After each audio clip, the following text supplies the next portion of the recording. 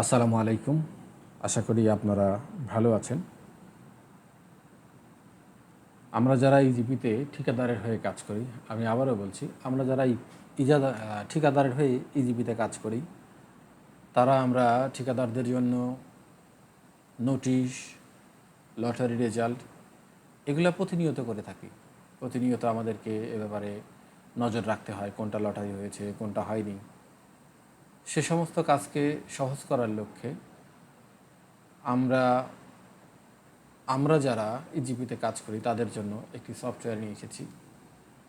আপনারা চাইলে আমাদের কাছ থেকে ডেমো নিয়ে ব্যবহার করতে পারবেন, চেক করে দেখতে পারবেন। তা আমরা তারই ডেমো হিসাবে আপনাদেরকে কিছু কাজ করে দেখাবো যে কীভাবে নোটিশ করবেন, কিভাবে লটারি রেজাল্ট দিবেন। তো চলুন বেশি কথা না বলিয়ে শুরু করি। প্রথমে আমরা দেখতে পাচ্ছেন যে পাবনা সদরের বেশ কিছু পুরনো টেন্ডার, যদিও এগুলো লটারি হয়ে গেছে, এগুলো বাছার কারণ হচ্ছে যাতে খুব দ্রুত আমরা দেখাতে পারি যে কিভাবে এই কাজগুলো অতি সহজে আমরা করতে পারি। তো চলুন শুরু করি নোটিশ কালেকশন করা। প্রথমে আমরা এটাকে বলে অ্যালাউ রাইট ক্লিক, এই জাতীয় যা যা লাগবে অ্যাকচুয়ালি আমরা সব কিছুই সরবরাহ করব এবং আপনাদের সেট আপ করে দিব, সার্বিক সহযোগিতা করবো ইনশাআল্লাহ। তো চলুন প্রথমে আমরা এটাকে ক্লিক করে এনেবল করি।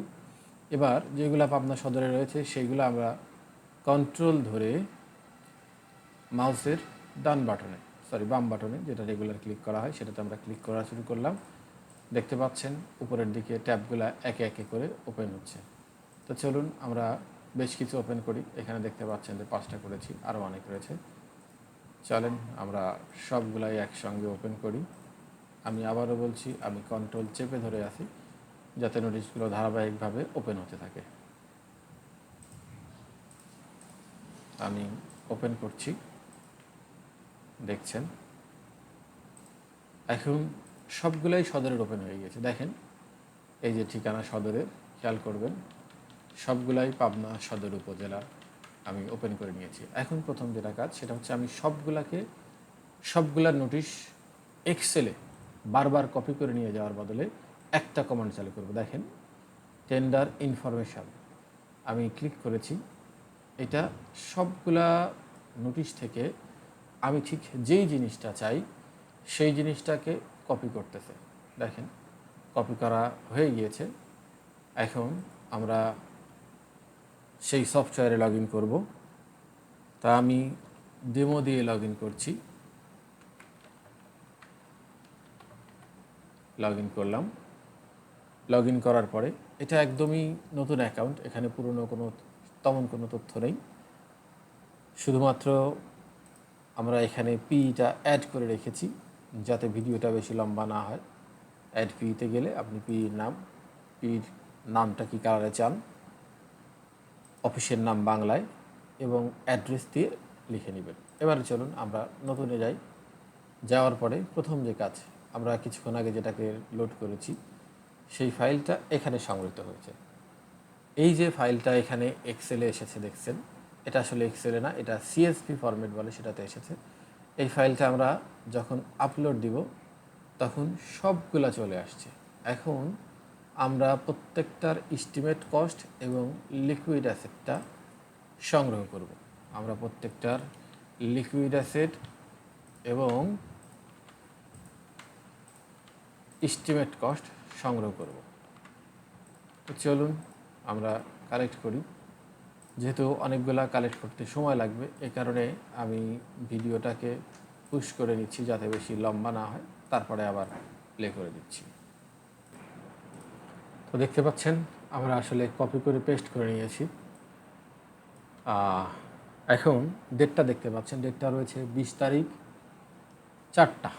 যেহেতু 20 তারিখ, তো আমরা চাই যে ব্যাংক যেন একদিন হাতে সময় পায়, সেই কারণে এখানে একবার ডেট অ্যাডজাস্টে ক্লিক করব। এটাতে ক্লিক করলে যদি কোনো কারণে তারিখ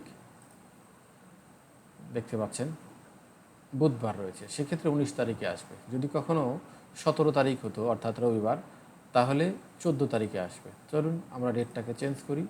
দেখেন ডেটটা চেঞ্জ হয়ে 19 তারিখ হয়ে গিয়েছে। এখন উপরেও আমরা 19/5 লাস্ট ডেটটা দিয়ে দিলাম।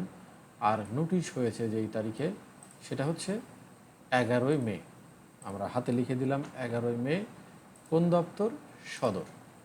আমরা এই সোশ্যালে ক্লিক করব না, কারণ এখানে ইন্ডিভিজুয়ালি আমরা সোশ্যালে একটা একটা করে করে দিব, যাতে এক নোটিশেই সবগুলো থাকে এবং ক্লায়েন্ট বুঝতে পারে যে কোনটা সোশ্যাল আর কোনটা সোশ্যাল না। তো চলুন আমরা সেভ করলাম। এবার সেভ করার পরে আমরা যেটা করব, প্রিন্ট করে দেখতে পারি। দেখুন আমরা প্রিন্টে আসলাম, আমাদের রিপোর্টটা জেনারেট হয়ে গেছে। দেখুন যেগুলা শুধু এলটিএম, সব এলটিএম রয়েছে।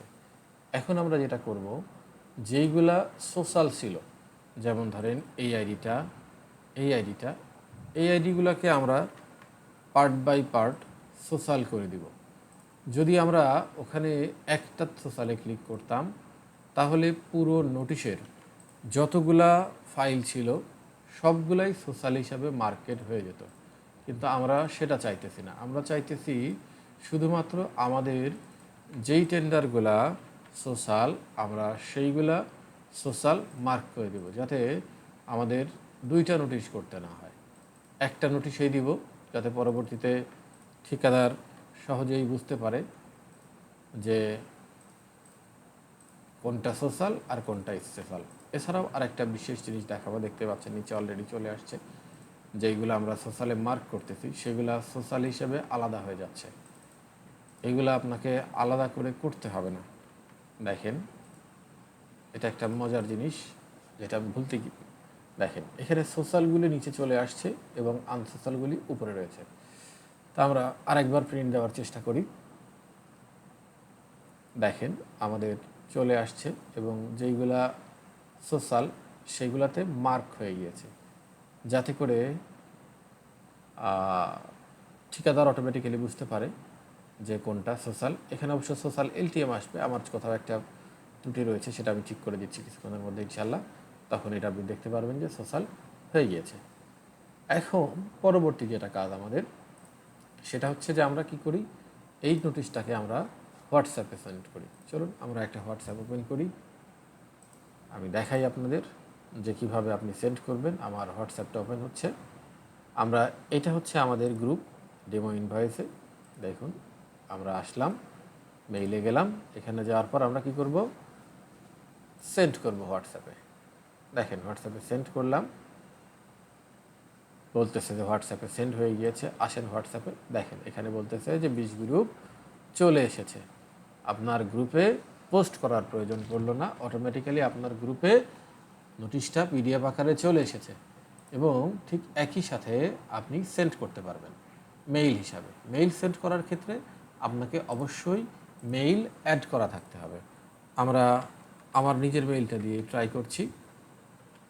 এটা হচ্ছে আমার মেইল, আমরা মেইলটাকে অ্যাড করলাম। দেখেন মেইলটা অ্যাড হয়ে গিয়েছে। আমরা নোটিশটা যেহেতু পুরাতন ডেটের ছিল সেই জন্য পেন্ডিংয়ে আছে। যদি ডেটটা রানিং থাকতো তাহলে লাইভে থাকতো। পেন্ডিং ডেটে গেলাম আমরা, যাওয়ার পরে এখন দেখেন আমরা মেইল সেন্ড করব। সেন্ডে ক্লিক করলাম, দেখেন সেন্ড হয়ে গেছে। আসলে এটা এখনও সেন্ড হয়নি, এটা প্রত্যেক মিনিট যখন শেষ হয় তখন সেন্ডিং করা শুরু করে।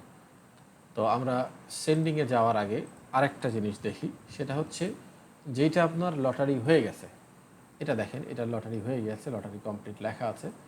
এটার আমরা যদি রেজাল্ট শিট দেখি তাহলে দেখেন রেজাল্ট শিট জেনারেট হয়ে গেছে, উইনারের নামও এখানে আছে। যেই উইনারটা, যেই কন্ট্রাক্টরটা আপনার হবে সেই কন্ট্রাক্টরটাতে অটোমেটিক্যালি এখানে উইনার হিসাবে মার্ক থাকবে এবং সেটাকে হলুদ কালার অবস্থায় দেখতে পারবেন। যেমন আমার সাইটটাতে আমি সরাসরি লাইভ সাইটটাতে দেখাচ্ছি। দেখেন এখানে লটারি রেজাল্টগুলোতে অনেক লটারি রেজাল্ট আছে। আমরা জাস্ট একটা দেখার চেষ্টা করি যে কোনটাতে আমার ঠিকাদার রয়েছে। দেখেন এখানে নেই, এখানেও নেই। এটা মনে হচ্ছে যে পুরাতন ডেটার মধ্যে চলে গিয়েছে, নতুন ডেটার মধ্যে আমার এটা নেই আর কি। যাই হোক আমি আপনাকে ওটাকে দেখাচ্ছি, একটু অপেক্ষা করেন। দেখেন টাইম 7 হয়ে গেছে। সুতরাং আমাদের নোটিশটা আমরা কখন সেন্ড করেছিলাম চলুন আর একবার দেখে আসি। নোটিশটা আমরা সেন্ড করেছিলাম, সেন্ড হয়ে গিয়েছে। এবার মেইলটাতে দেখে আসি। আমার মেইলে আমি ঢুকলাম, মেইলে দেখেন চলে আসছে নোটিশ 20 গ্রুপ, কয় তারিখ লাস্ট ডেট, সব কিছু এর সঙ্গে পিডিএফ ফাইলটাও রয়েছে। আপনি যতগুলা মেইল মার্ক করে দিবেন, যতগুলা ইমেল অ্যাড্রেস অ্যাড করবেন, ততগুলাই চলে যাবে। তবে একটা বিষয় স্মরণীয় যে জিমেইল থেকে সর্বোচ্চ আপনি প্রতিদিন সর্বোচ্চ 500টা মেসেজ করতে পারবেন, মেইল করতে পারবেন। তো ঠিক আছে, আজকের মতো এই। পরবর্তীতে আরও যে সমস্ত বিষয়গুলো রয়েছে ধীরে ধীরে টাস্ক, ইনভয়েস, উইনার, এগুলোর ব্যাপারে কথা শুরু করব ইনশাল্লাহ। আসসালাম।